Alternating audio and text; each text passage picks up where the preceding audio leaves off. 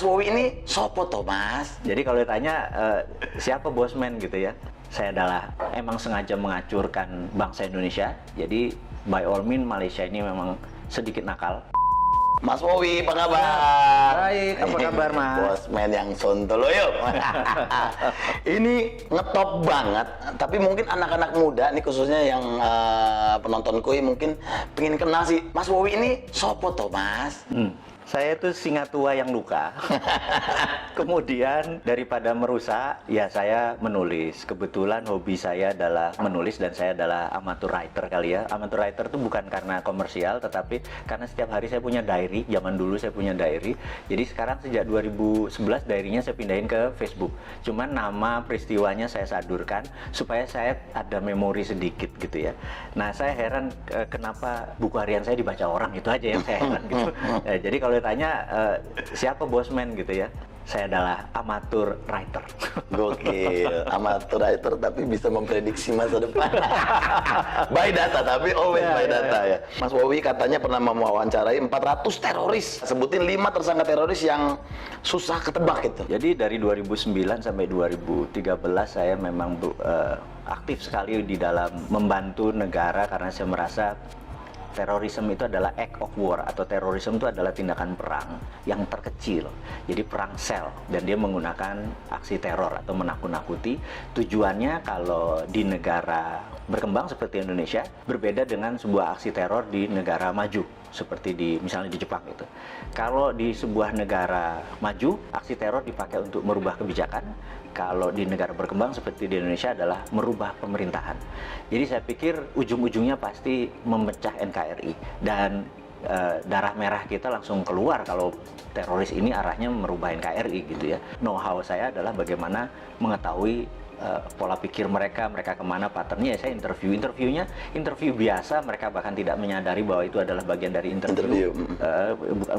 Bukan sekedar bukan collect data, bahkan kita ada cara untuk bertanya. Yang menarik adalah seorang Malaysia, agen dari Inggris yang namanya Nurdin M. Top, emang sengaja mengacurkan bangsa Indonesia. Jadi by all means Malaysia ini memang sedikit nakal. Kita disusupi dengan Nurdin M. Top, dan dia punya kemampuan linguistik pattern yang sangat luar biasa. Beberapa kali dokumen saya menyaksikan, dia dalam kurang dari 5 menit bisa membuat orang teriak Toto Allahu Akbar dan berani jihad. Bener-bener cara pengerubah itunya, dan itu menggunakan dengan waking hypnosis, alias dia tidak mempengaruhi orang yang tutup mata tidur gitu ya, seperti yang di komersial itu. Dia nggak kayak uya-uya ya. Dan itu kelihatan masih rendah memang ilmunya yang menggunakan tidur itu sleeping hypnosis. Tapi waking hypnosis itu benar-benar sadar, mata terbuka, kesadaran penuh, dan dia menggunakan linguistik pattern yang sangat luar biasa. Polanya saya pelajari, saya bilang gila nih orang, 5 menit aja anak. Waktu itu saya lihat ada videonya di Cirebon, 2 anak, cewek 1, cowok 1 dipanggil ngomong tentang jihad, Toto Allahu Akbar, dan bersiap mati untuk doktrin yang ditaruh oleh Nurdin M. Top. Saya bisa bilang gila nih kalau didiemin gitu ya. Nah, tapi ya bersyukurnya bahwa dia udah selesai, chapter itu udah selesai, dan selama 5 tahun itu pengalaman menarik buat saya, berkontribusi sedikit. Bukan saya adalah bagian dari lembaga tertentu, tapi ini adalah berkontribusi sedikit bagaimana supaya terorisme yang mengatasnamakan agama, yang mau mecah belah NKRI sekarang bisa dikatakan sudah selesai. Tapi yang jelas yang menjadi pahlawan menurut saya adalah Pak Tito Karnavian, orang-orang yang di dunia kepolisian saat ini, yang dialah actionnya ya. Kalau saya kan cuma polanya atau patternnya atau mindsetnya saja yang saya pelajari. Mudah-mudahan menjawab apa sedikit. Yes, waduh, saya nanya saya yang merinding. Nah, Mas Wowi, pertanyaan ketiga kan, Mas Wowi pernah bilang nih, orang-orang harus paham cara dunia ini bekerja. Bisa nggak sih Pak di-share poin terpenting, minimal kita sebagai orang awam tuh harus ngerti apa sih maksudnya gitu, dunia ini bekerja tuh seperti apa gitu. How the world work, bahasa Inggris susah bener ya. How the world work. Gitu. Jadi tidak pernah berubah sejak tahun 45. Jadi sebelum tahun 45 dunia ini bergeser jauh, tapi setelah tahun 45 ke sini dunia ini tidak bergeser jauh. Setelah Long Telegram, ada sebuah buku yang menarik yang ditulis George Kennan, di mana dia adalah menaruh foreign policy yang diatur adalah Eropa adalah negara produsen, Amerika negara produsen, kemudian Timur Tengah adalah negara energi, kemudian Afrika adalah bahan bakunya Timur Tengah, Amerika Latin adalah bahan bakunya Amerika. Kemudian Asia seperti Indonesia, Asia Tenggara, India, dan China adalah market. Kalau market itu tidak boleh miskin, tidak boleh kaya, gitu ya. Nah, kalau negara produsen harus kaya, negara sumber bahan alam tidak boleh kaya. Bahkan harus lebih miskin daripada negara market, gitu ya. Itu memang disetel seperti itu. Suatu hari di tahun 80-an, 90-an, di mana musuh Amerika adalah Soviet, zaman presidennya adalah Ronald Reagan, mereka fokus di Timur Tengah karena energi, dan tahun 91 Soviet rata tanah. Fokus mereka terhadap energi itu lupa bahwa ternyata China membangun manufaktur. Dan China membangun manufaktur itu bukan sendirian, dia dengan geng globalis dalam tanda petik ini ya. Tahun 80-an itu masuk ke China hanya sebagai labor murah, China membangun produksi. Nah, begitu China 20 tahun kemudian, dunia shock di tahun 2008 pada saat Olimpiade Beijing. Di situ dunia shock karena China mendadak menjadi negara produsen, dan Amerika udah telat, realize-nya, menyadarinya telat. sudah telat gitu. Ternyata Cina udah merubah dirinya menjadi negara produsen gitu. Kalau dia negara produsen, maka dia harus punya satu market, dua sumber bahan baku. Cina itu bahan bakunya dari nggak usah dijawab gitu ya. Dan negara yang jadi bahan baku itu harus miskin. Nah, negara yang jadi pasarnya dia yaitu Amerika dan Eropa tidak boleh kaya, tidak boleh miskin. Itu disetel sama Cina sekarang. Jadi kalau pemerintah tidak paham how the work, bener nggak? Ya kayak sekarang ini kita kayak kikuk mau dagang apa salah semua, pertanian tidak bisa independen, pupuk aja impor dan lain sebagainya karena nggak ngerti gitu ya. Nah, kita coba mengingatkan bahwa kalau sebagai Anda pengelola negara tapi nggak ngerti how the work, ya seperti sekarang berantakan. Nah, ini kita buka makanya. Mas Wowi, ini kan kalau orang awam nih ngelihat propaganda di dunia ini kan ya bisa jadi hoax gitu ya. Sebenarnya propaganda itu rumornya tuh ada nggak sih yang kayaknya nggak mungkin gitu, tapi it's real gitu. Propaganda itu ilmu makrifat, ilmu tertinggi dari strategi mempengaruhi orang lain. Jadi yang paling rendah namanya agitasi. Agitasi itu adalah mengajak, provokasi, mengajak dan bergerak. Propaganda adalah changing mindset. Jadi ini semua bertahap. Mengajak dulu, mengajak dan bergerak, kemudian changing mindset. Propaganda itu bukan sekedar informasi satu aja, itu masih agitasi namanya. Propaganda itu changing mindset. Misalnya kita ingin Indonesia ini negaranya khilafah gitu. Ini contoh saja. Mereka punya cara melakukan agitasi, provokasi supaya nanti oh iya ya, kita harus merubah menjadi khilafah. Itu contoh propaganda. Namanya changing mindset. Jadi kalau sepotong-sepotong nggak bisa dibilang itu propaganda. Jadi harus hati-hati, sepotong-sepotong ini bagian dari pasal-pasalnya ini. Counter propagandanya pun kita udah harus siap. Gitu, ada counter propaganda. Oh, ini bagian dari propaganda, bagian dari agitasi, bagian dari provokasi, bagian dari, kita harus ada counternya. Saat ini dunia intelijen harusnya punya divisi itu. Mudah-mudahan sadar. Karena sadar itu dalam artian karena ilmu ini bergeser terus, ilmu komunikasi massa ini bergeser terus. Dulu adalah menggunakan koran, dulu menggunakan TV, dulu menggunakan radio, sekarang menggunakan apapun. Jadi sekarang ini perangnya bukan battleground, bukan perang ground, tapi battle space. Nah, kemampuan battle space kita ini, perang di udara tadi, bukan satelitnya, bukan sekedar internetnya, bukan sekedar sosmednya, tapi kontennya ini benar-benar tidak sesederhana yang seperti kita bayangkan. Nah, di sana dokter-dokter semua, iya kan, bukannya seseorang yang ilmu pengetahuan akan psikologinya nggak mateng gitu. Jadi saya pikir banyak yang harus kita pelajari. Jadi sekali lagi anak-anak muda yang di bawah 40 tahun yang saya bilang nanti 4 tahun lagi berkuasa itu, kesempatan Anda belajar. Karena yang tua-tua nggak mungkin belajar kan? Terlambat. Kalau sekarang yang lagi Mas Wowi dalemin, khususnya di Indonesia ini lagi ada propaganda apa sih? Saat ini yang saya lihat kita terjadi pelemahan di dalam memahami namanya sovereignty atau kedaulatan. Ekonomi kita tidak berdaulat, finance kita tidak berdaulat, bahkan sumber daya alam kita tidak berdaulat. Bisa diambil contoh gini, kita udah dikadali sama Freeport. Dikadali Freeport tuh gini, Grasberg itu adalah tambang tembaga. Kita cuma dapat koper konsentrat.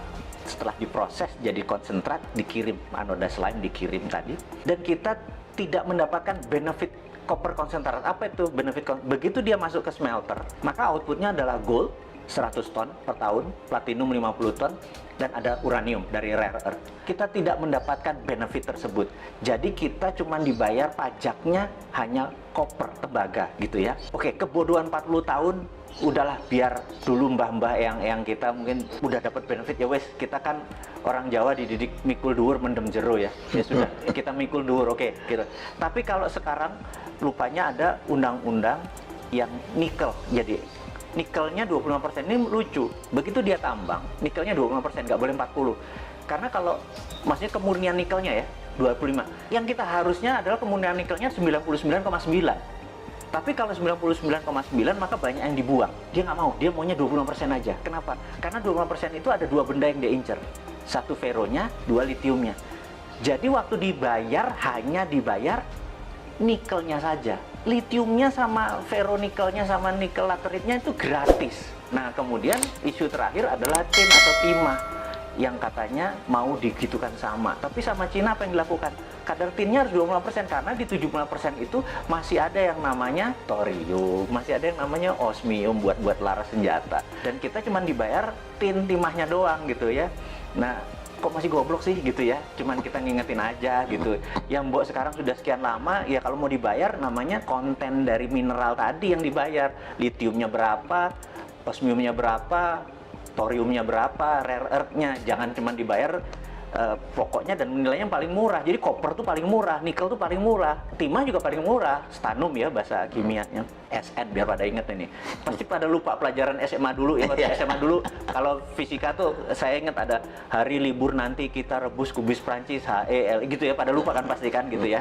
Nah kita sekedar ngingetin bahwa pelajaran itu penting karena biar nggak dibodoh-bodohin. Biar nggak dibodoh-bodohin. Yang kedua adalah kenapa Indonesia tadi yang jadi marketnya Cina tadi, karena Tuhan itu sudah baik banget sama bangsa Indonesia aja yang terlalu terpesona dengan bangsa lain. Saya selalu berkali-kali cerita, bayangin ini ada bola dari plastik, transparan, kemudian bola itu kita kasih glitter, bola itu diputer. Glitter itu akan ada di lingkaran tadi. Dunia ini yang sudah miliar tahun muter itu mineralnya ada di sabuknya. Karena itu Nusantara dengan hampir sekian panjang wilayah itu menghasilkan seluruh mineral itu. Jadi 130 unsur mineral yang ada di tabel periodik itu ada semua di Indonesia. Dari mulai rare earth, tanah jarang, segala macam. Dan ini adalah hanya ada di Indonesia loh, gitu. Kenapa kita masih terpesona sama bangsa lain? Ini aja digarap. Kalau kita mau berdaulat, kita buat aja namanya metal road gitu atau mineral road gitu ya. Dulu kan ada spice road misalnya gitu, jalan rempah ya, kita jalan mineral karena kita the only country yang punya itu semua di dunia ini. Itu yang membuat generasi nanti ya, yang 4 tahun lagi berkuasa tadi, ambil itunya Jo, gitu ya. Jangan lu pikirin yang tua-tua ini. Iya. Nah, Mas Bobi, coba Mas Bobi, ada nggak konspirasi yang paling serem dan berhasil sepanjang sejarah? Menurut saya adalah diambilnya emas Indonesia sebelum Pak Karno dikudeta, dan itu gerakannya cantik sekali sehingga depository emas kita lepas hampir 1000 ton gitu ya. Cakep sekali skenarionya dan itu bisa dibuktikan one of the best. Nah, ini kita ngomongin yang anget-anget nih. Kemarin nih kayaknya Pak Bos lagi marah-marah sama menterinya nih, ya kan?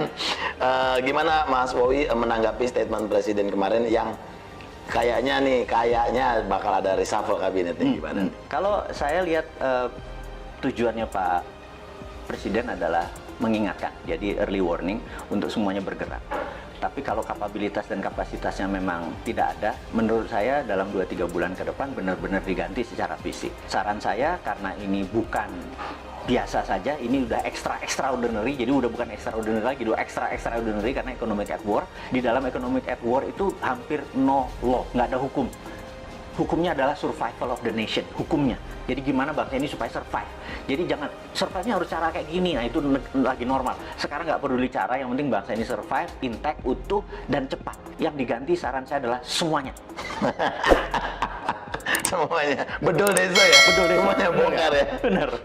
Nah, kalau menurut Mas Bobi, 5 negara yang punya sistem pemerintahan paling oke. Saat ini menurut saya negara yang paling oke adalah Cina, karena struktur Cina adalah single party, partainya satu, yaitu PKC, Partai Komunis Cina, dan di dunia ada 7 negara yang single party, salah satunya Meksiko. Jadi dengan adanya single party, mereka bisa orang yang menjadi pemimpin itu benar-benar orang yang memang bukan 5 tahunan, memang punya karir dari bawah ke atasnya baik. Jadi bukan komunisnya sekali lagi ya, yang itunya ya. Jangan salah persepsi ya. Kan? Karena yang single party country.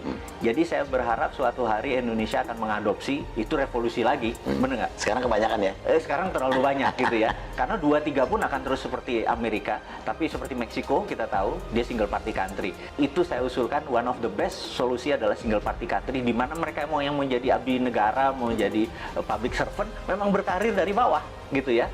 Dan jadi antara country dengan party atau partai menjadi satu. Itu tadi baru Cina tuh. Ya pokoknya yang single party country ya. Kita googling bareng-bareng. Iya. Nah itu, makanya jangan apa-apa lengkap. Nah, ya benar. Teman-teman biar belajar ke Wikipedia, bener nggak? Bener. Nah, pertanyaan terakhir.